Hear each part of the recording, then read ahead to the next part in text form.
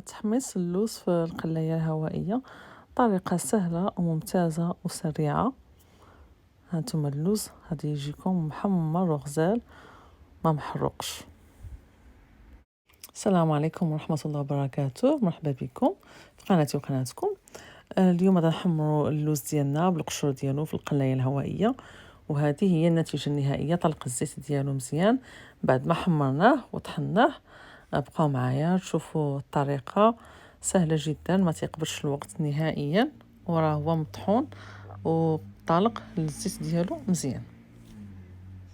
دابا نحمروا اللوز في القلايه الهوائيه، ندير تحميص ديال اللوز في القلايه الهوائيه بقشورو اولا التحمير ديال اللوز. هذا اللوز راني مسحته كتقبطو واحد الفوطه هكا نقيه ولا ورق ديال الطبخ، ورق ديال المطبخ، وتتقبط تتمسحو على فيه شي غبره ولا شي حاجه. هذا نحمصوه اولا نحمروه في القلايه الهوائيه. اللي ما عندوش ممكن يحمصو في الفران.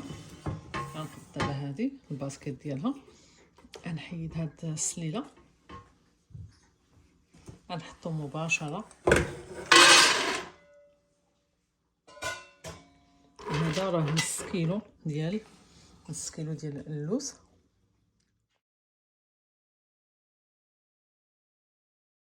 دابا نديرها في المكان ديالها بحال هكذا. غادا نوريكم، غادا نشعلها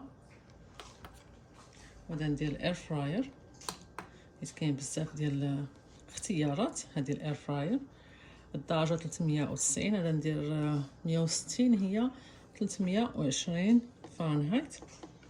اللي عنده بالسلسيوس يدير 160. ما بغاش تعطيني 300، ندير ليها 315 اولا 325. 315 طلع 315. غادا ندير واحد 14 دقيقه.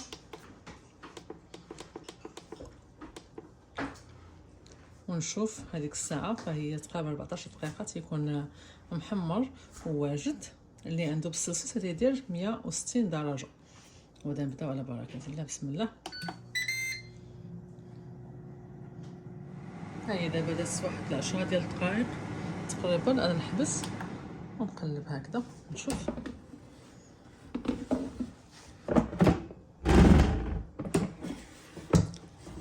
مازال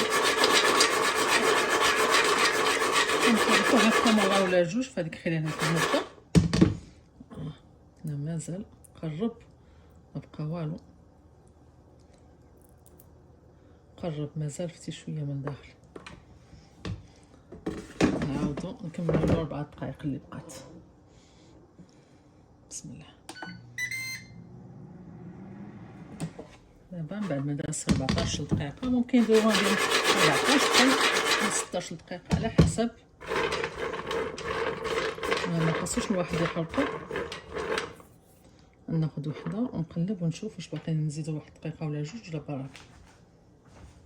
انا ملي قلبت مازال خاصو، هنا ما تبينش مزيان ولكن مازال خاصو شويه، واحد 2 دقائق واحد اخرين. غنحط هذه هنا هكذا ونرجعو 2 دقائق زياده. ها هو اللوز ديالنا واجد من بعد 16 دقيقه، يعني ممكن نديروها بين 15 حتى 16 دقيقه في القلايه الهوائيه على درجه 160 درجه. هي 320 325 تقريبا، ما بين 315 و 325 فahrenheit، ولكن هي 160 بالدرجه ديال السلسيوس.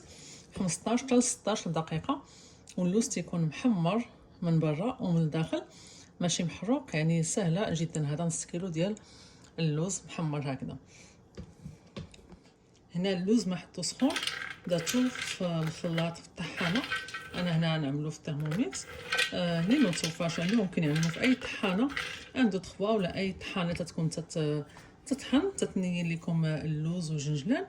ديروا فيها ما حطو سخون وطحنوا بشويه بشويه باش ما تحرق لكمش الطحانه. الترموميكس ماشي مشكل، تاخذ تشد هكا سخونيه تستحملها اكثر من الطحانه العاديه. ها هو من بعد ما طحنتو شوفوا كيف خرج. سخونه بزاف، حيت درتو ما حطو كان سخون درتو يتطحن هانتو سائل.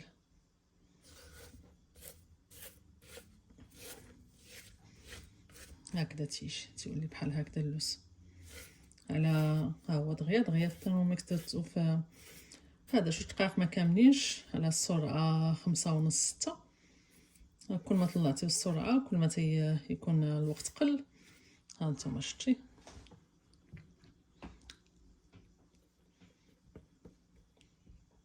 واحد 15 دقيقه في القلايه الهوائيه. وهو اللوز ديالنا واجد. هذا نص كيلو ديال اللوز. نديرو شي زلافه ونوريكم كيفاش خرج. راه سخون، تيكون الكاس ديال الطحانه تيولي سخون بزاف حيت كان اللوز سخون ملي طحنا. يعني فاش قطوه من اليد هذاك الحديد ديالو ولا الانوكس ديالو راه تيكون سخون سخون سخون بزاف باش واحد ما يتحرقش. راه طلعات درجه الحراره بزاف في هذا الكاس. كيفاش طحن هذا اللوز ولا بحال هكاك سائل، كان سخون باش ولا بحال هكذا. غنوري دابا نكمل نكرر كلشي هنايا. دابا نوريكم هي كيفاش اللوز تيخرج. دابا ها النتيجه، شتي كيف تيجي واللون ديالو معسل عسلي. هانتوما طلق الزيت ديالو 15 دقيقه في القلايه الهوائيه. 2 دقائق ما كاملينش، يعني الا طلعتوا الدرجه ديال السرعه ديال الترموميكس راه هي دقيقه تقريبا.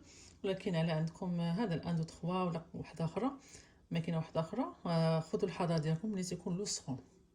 وها هو اللوز ديالنا بقشورو محمر ومطحون طالق الزيت ديالو على الاخر. شوف ما شاء الله اللهم بارك.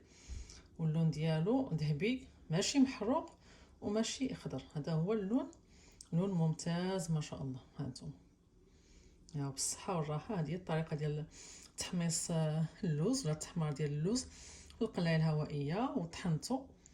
ها هما من التحضيرات ديال رمضان. ها هو ما شاء الله ممكن الواحد يدير به هذا حتى املو، يزيد عليه زيت ارغان، يدير العسيل الا بغا يدير العسل. ها هو ما شاء الله طالق الزيت ديالو غزال تبارك الله. وبالصحه والراحه. نتمنى هاد الفكره تكون نالت الاعجاب ديالكم وتطبقوها. شكرا على المشاهده والسلام عليكم ورحمه الله وبركاته.